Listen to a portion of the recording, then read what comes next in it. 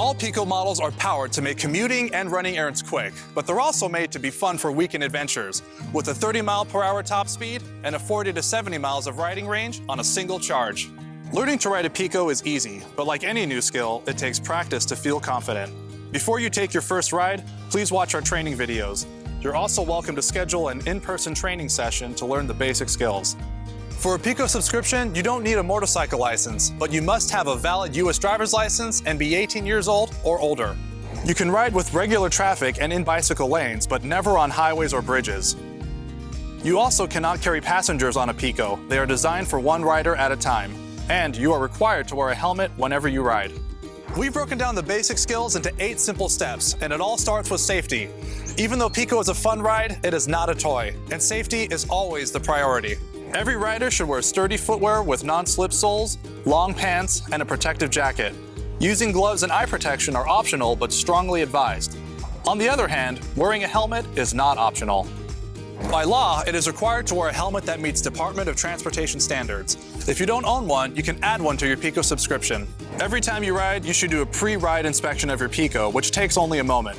The good news is that because all Pico models are electric, they have few moving mechanical parts, which reduce service and maintenance costs. You should examine the tires and wheels to make sure that they have the proper air pressure and there are no cracks, dents, or loose spokes obvious to the eye. You should check that the lights are working, your brakes respond, and there are no warning messages on the Pico dashboard. Remember, if something's not perfect, report it to the Pico member support department and our team will assist you on quickly resolving it. Make sure to check on your battery level on the Pico dashboard during your ride. Picos can go to 40 to 70 miles on a full charge depending on the model, but make sure your Pico has had enough charge remaining to get wherever you're going.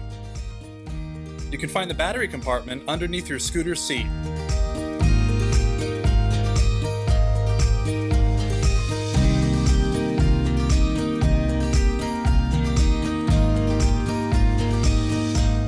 Both hands and feet are used in operating and controlling a Pico. It is important to know the location and operation of all the controls and practice smooth and precise coordination when using them. The handlebar is an important component of any Pico because it is the primary way to control direction. The throttle is the right hand grip and it controls the motor speed. To increase motor speed, roll the throttle towards you. To decrease the motor speed, roll the throttle away from you. The throttle should rotate back to idle position automatically when released. The front brake lever is found in the front of the right hand grip and is operated with the right hand. Squeeze it in to operate. The rear brake lever is the lever on the left hand grip. The turn signal switch is usually located near the left hand grip and is operated with your left thumb. Most must be manually turned off after a turn or lane change. The high and low beam switch is used to select a high or low beam on the headlight. You should always ride with your low beam lights on. The horn button is usually located near the left hand grip and is operated with your left thumb.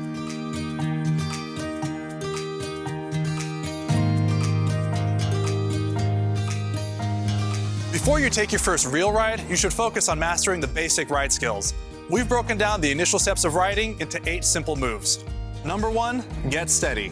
Before you start your Pico and use any of the controls, seat yourself comfortably on your Pico, leaving one or both feet on the ground and your hands at a comfortable distance on the handlebar. Make sure that your mirrors are adjusted.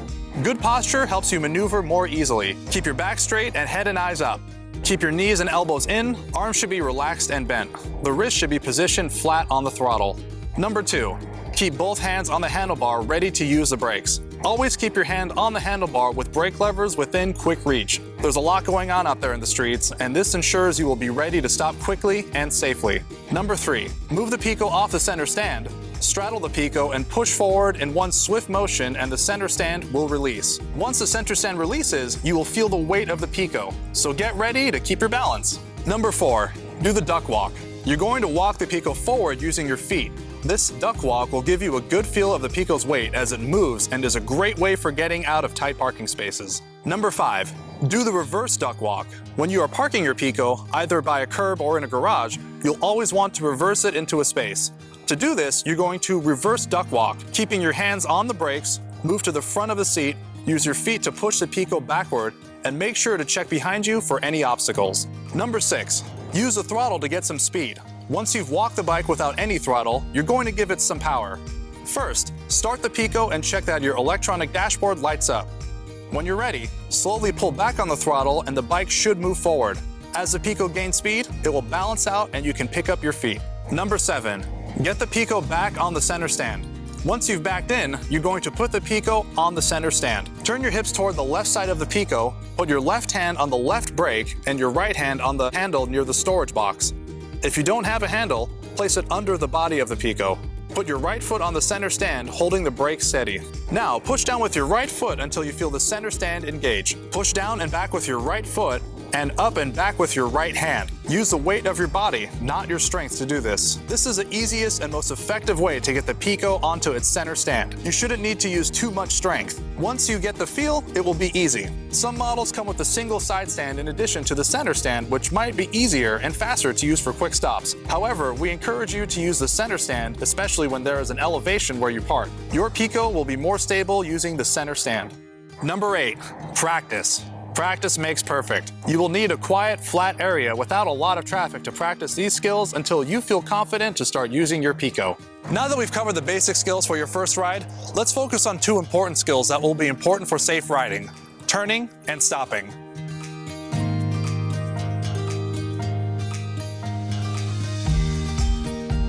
Turning a Pico while riding involves 4 primary steps: slow, look, press, and roll. Although in reality, these may not be distinct steps, they make a good starting point for learning to ride smoothly and safely through turns, corners, and curves. Making good turns takes proper judgment and good timing. Slow. Reduce speed as needed before entering a turn. This is accomplished by rolling off the throttle and/or using the brakes. The important point is to set up for the turn by establishing a good entry speed, which is a speed that won't require you to slow down while in the turn. Search through the entire turn and keep your eyes moving. Evaluate the entire turn as soon as possible. Surface characteristics, sharpness of the turn, and overall traffic conditions, so you have time to make decisions about speed and position in your lane. Sometimes turning your head in the direction of the turn helps you keep a good visual picture. Press. To initiate scooter lean, press forward on the hand grip in the direction of the turn. Press left hand grip, lean left, go left. Press right hand grip, lean right, go right. Roll. Roll on the throttle to keep from losing speed, unless you identify trouble or enter the turn with too much speed. Maintaining or slightly increasing throttle will help you stabilize the suspension, which will help you ride through the corner smoothly. Try to avoid rapid acceleration or deceleration when in a turn. In most situations, you and the Pico should lean together. However, for slow, tight turns like a U-turn in a parking lot, use a counterweight technique by leaning your upper body toward the outside of the turn. Putting more pressure on the outside floorboard can help too. Turn your head and look where you want to go. Turn the handlebar more in the direction you want to go for slower, tighter turns.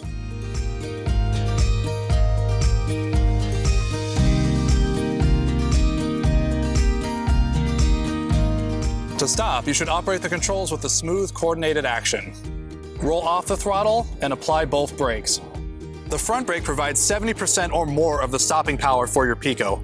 Rolling off the throttle provides some motor braking, and both brakes should be applied at the same time when stopping.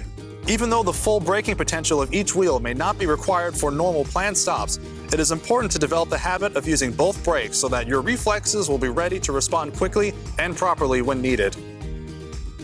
Be sure to develop your braking skills gradually. Learn to make smooth, controlled stops before practicing quick stops. It is important to have a good sense of touch when using the brakes.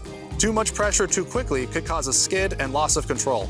To help maintain your balance when stopping, be sure to have the handlebar straight and the bike fully upright as you come to a smooth stop. We are so glad that you watched the full Pico First Ride training video. We want you to enjoy your new Pico, and we want to make sure that you have a safe and enjoyable riding experience. You can always reach out to us at ridepico.com for further assistance. Thank you for watching.